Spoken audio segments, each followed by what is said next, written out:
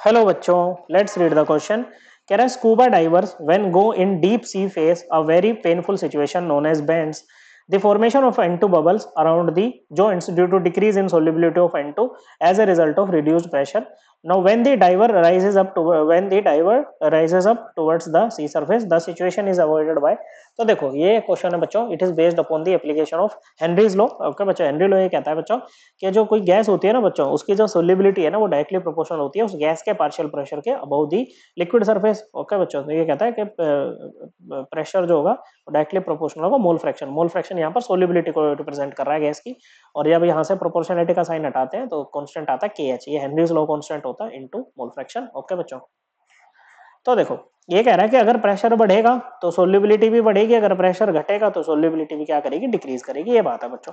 तो होता क्या है बच्चों, जो स्कूबा डाइवर्स होते हैं, जो डीप सी डाइवर्स होते हैं, ये क्या करते हैं जब डीप इनटू ओशन जाते हैं ना बच्चों, ये ओशन है बच्चों, ओशन में एकदम गहराई में चले गए तो यहाँ पर प्रेशर बहुत ज्यादा होता है।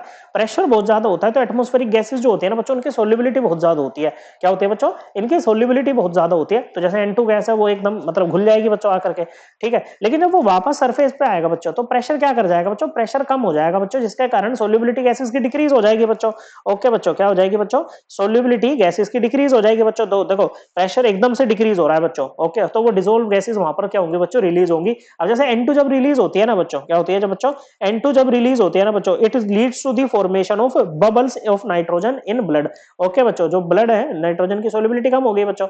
ओके, तो ब्लड है ना बच्चों, उसमें नाइट्रोजन के क्या बन जाते हैं, बबल्स यहाँ पर बन जाते हैं बच्चों। ओके बच्चों, जिससे हमारी जो कैपिलरीज होती है ना बच्चों वो ब्लॉक हो जाती है और एक मेडिकल कंडीशन वहां पर क्रिएट होती है जिसको बोलते हैं बेंड्स। उसी की ये बात कर रहा है बच्चों, formation of N2 bubbles around the joints due to decrease in solubility of N2 as a result of reduced pressure. इसी चीज को क्या बोला है बच्चों, बेंड बोला है बच्चों। ओके बच्चों, इससे हमारी जो कैपिलरीज है वो ब्लॉक हो जाती है and it is very dangerous to life. Okay बच्चों, तो यहाँ पर अब स्कूबा डाइवर्स है बच्चों, अब एयर उसमें जो ऑक्सीजन सिलेंडर लेके जाते हैं ना बच्चों, उसमें आपकी गैसेस है। ओके बच्चों, तो उसमें हम क्या करते हैं बच्चों, क्योंकि N2 ये आपका मतलब टॉक्सिक इफेक्ट भी हो सकते हैं इसके, तो यहाँ पर हम क्या करते हैं, N2 है बच्चों, ठीक है, हम यहाँ पर N2 को कुछ N2 को रिप्लेस कर देते हैं बच्चों हीलियम से, which is less soluble than nitrogen. Okay बच्चों, तो अगर वो लेस सोल्यूबल है तो वो घुले भी मतलब N2। अब मेन बात तो ये हुई थी ना बच्चों कि आपकी जो नाइट्रोजन थी वो घुल गई थी बच्चों, यहाँ पर क्या हो गई थी, उसकी सोल्यूबिलिटी बढ़ गई थी बच्चों। ओके, अब वो घुलेगी तो निकलेगी भी और बैंड्स क्रिएट करेगी बच्चों।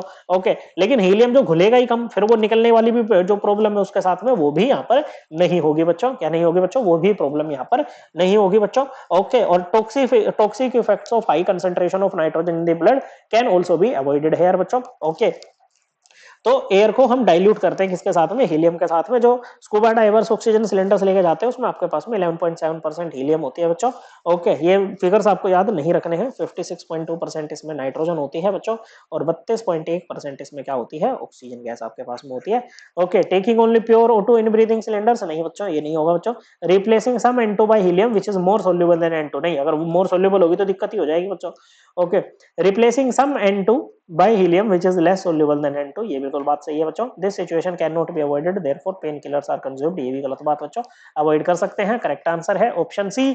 आई होप आपको एकदम क्लियर हो गया होगा। थैंक यू बच्चों।